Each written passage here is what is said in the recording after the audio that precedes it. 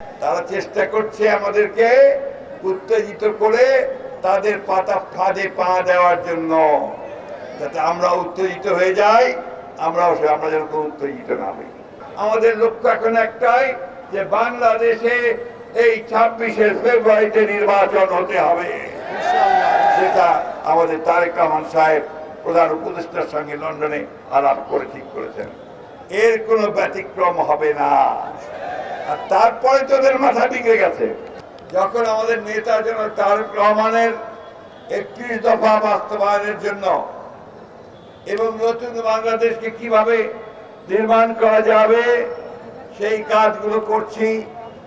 যখন সংস্কারের জন্য প্রতিদিন আমাদের প্রতিনিধি দল সংস্কার কমিটিতে যাচ্ছে, কমিশনে যাচ্ছে এবং নতুন করে বাংলাদেশের রাষ্ট্র কাঠামোকে সাজাবার জন্য যখন কাজ করছে, ঠিক সেই সময় এবং যখন লন্ডন মিটিংয়ের পরে সব মানুষের মধ্যে একটা আশার সঞ্চার হয়েছে যে অতি দ্রুত একটি গ্রহণযোগ্য নির্বাচনের মধ্য দিয়ে বাংলাদেশের মানুষ আবার তাদের ভোটাধিকার প্রয়োগ করতে পারবে, ঠিক সেই সময় মিটফোর্ডের ঘটনাকে কেন্দ্র করে কয়েকটি রাজনৈতিক অঙ্গন, কয়েকটি চক্র তারা বাংলাদেশের রাজনীতিকে একেবারে ভিন্ন খাতে প্রবাহিত করার চেষ্টা করছে।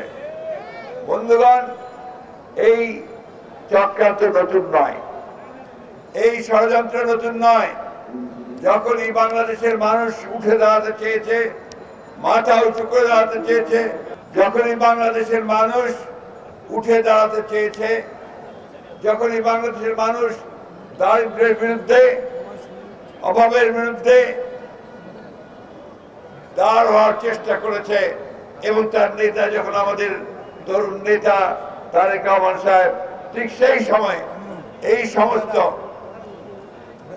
চক্রান্তকারী, ষড়যন্ত্রকারী তারা আমাদের বাংলাদেশকে আবার অস্থিতিশীল করার চেষ্টা করছে। তারা চেষ্টা করছে বাংলাদেশে যেন নির্বাচন না হয়, তারা চেষ্টা করছে মানুষের ভোটাধিকার যেন প্রয়োগ করতে না পারে, তারা চেষ্টা করছে বাংলাদেশ যেন নতুন করে নতুন সূর্যের দিকে তাকিয়ে নতুন করে জেগে উঠতে না পারে। বন্ধুগণ, আজকে অকথ্য অশ্রাব্য ভাষায় আমার নেতা তারেক রহমান সম্পর্কে তারা কথা বলেছে, স্লোগান দিয়েছে। তারা ভেবেছিল যে কথাগুলো বললে এবং স্লোগান দিলে বিএনপি বোধহয় ঘরের মধ্যে ঢুকে যাবে। বিএনপি হচ্ছে সেই দল যে বারবার সমস্ত চ্যালেঞ্জে মোকাবেলা করে, সমস্ত আঘাত প্রতিহত করে উঠে দাঁড়িয়েছে সেই ফিনিক্স পাখির মতো। বিএনপি হচ্ছে সেই দল যেই দলের প্রতিষ্ঠাতা, স্বাধীনতার ঘোষক শহীদ প্রেসিডেন্ট জিয়াউর রহমান শাহাদাতের পরে আবারও দেশনেত্রী বেগম খালেদা জিয়ার নেতৃত্বে উঠে দাঁড়িয়েছে। বন্ধুগণ, সংস্কারের কথা বলে, সংস্কার তো শুরুই করেছে বিএনপি। একদলীয় শাসন ব্যবস্থা থেকে, বাকশাল থেকে বহুদলীয় গণতন্ত্র নিয়ে এসেছে শহীদ president Ziaur Rahman. Presidential form of government থেকে সংসদীয় গণতন্ত্র নিয়ে এসেছে বেগম খালেদা জিয়া।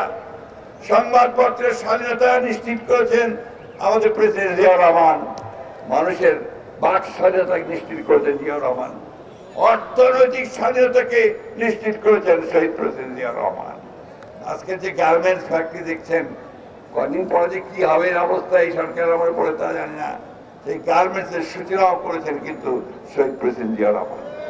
বিদেশে যে মানুষেরা যায়, শ্রমিক ভাইয়েরা রেমিটেন্স পাঠায়, সেটাও শুরু করেছেন শহীদ প্রেসিডেন্ট জিয়াউর রহমান। আজকে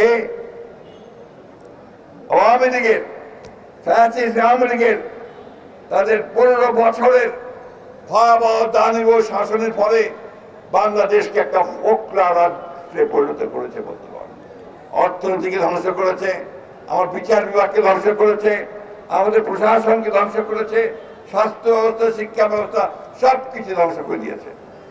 এই রাষ্ট্রকে টেনে উপরে তোলার জন্য, এই রাষ্ট্রকে আবার সুন্দর করার জন্য আপনার আমার খাওয়া দাওয়া ভাতের ব্যবস্থা যখন করার জন্য আমাদের হাজার লক্ষ ছেলে যারা বেকার আছে তাদের চাকরি সংস্থাপনের জন্য যখন তারেক রহমান সাহেব সমস্ত বিজ্ঞ লোকদের সঙ্গে কথা বলছেন, পরিকল্পনা তৈরি করছেন, ঠিক সময় তারা আঘাত করেছে। বন্ধুগণ, পরিকল্পনাটা অত্যন্ত ভয়াবহ যে বাংলাদেশে আবার একটা অস্থিতিশীলতা সৃষ্টি করা, অস্থিরতা সৃষ্টি করা, বিভাজনের সৃষ্টি করা, বাংলাদেশকে আবার একটা জায়গায় নিয়ে আসা যেখানে গণতন্ত্র আবার তিরোহিত হবে। বন্ধুগণ,